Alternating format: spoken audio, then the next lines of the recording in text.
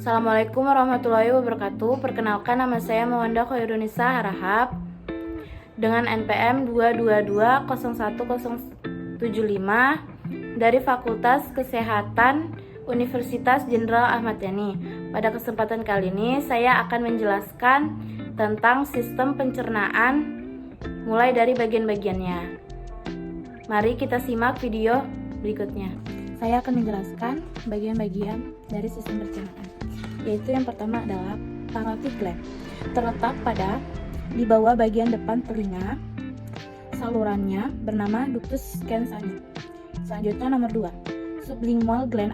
Sublingual gland adalah kelenjar lidah bawah lidah yang dipersyarafi oleh saraf otonom. Selanjutnya yang ketiga, submandibular gland. Submandibular gland adalah kelenjar ludah bawah rahang. Salurannya bernama ductus whartoni yang bermuara pada rongga mulut, dan ketiga bagian tersebut termasuk dalam salivary gland, sedangkan salivary glands sendiri mempunyai fungsi yang sama. Yang keempat ada faring. Faring adalah rongga yang menghubungkan rongga mulut dan kerongkongan atau esophagus yang berfungsi untuk pertahanan tubuh terhadap infeksi. Yang kelima ada trakea. Trakea merupakan organ pernafasan yang penting bagi manusia yang mempunyai fungsi untuk membawa udara menuju paru-paru. Yang keenam ada esophagus. Esophagus merupakan saluran digestif dari leher menuju perut melalui toraks yang mempunyai fungsi mencegah isi lambung naik lagi ke dalam esophagus. Yang selanjutnya yang ketujuh. Yang ketujuh adalah stomach. Stomach terletak di bawah diafragma sebagai tempat digesti. Yang kesembilan, selanjutnya yang 9 ada spleen atau limpa. Merupakan bagian dari sistem getah bening yang mempunyai fungsi sangat penting bagi tubuh yaitu menyaring sel darah merah yang rusak. Yang ke-10 ada liver.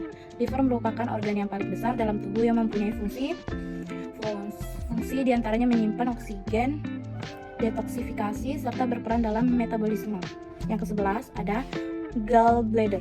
Gallbladder yang berfungsi untuk menyimpan cairan empedu yang akan dilepas tembus ke usus kecil sehingga dapat membantu proses pencernaan.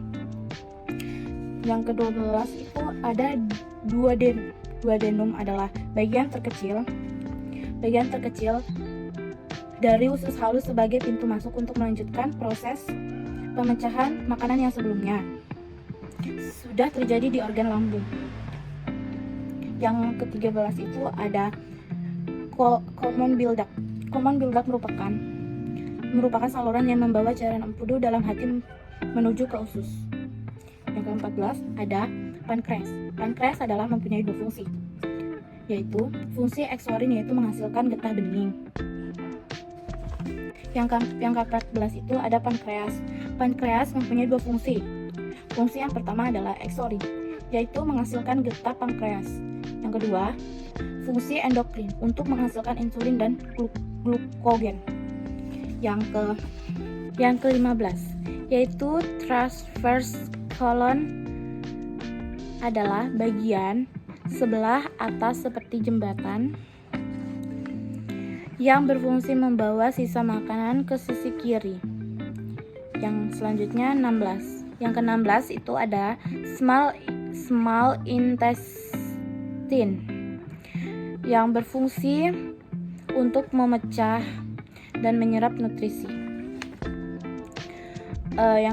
Ada yang ke-17 yaitu ascending colon. Ascending colon yang memiliki tugas yaitu menyerap air maupun nutrisi yang sebelumnya terlewatkan oleh usus halus. Yang ke-18 itu ada cecum atau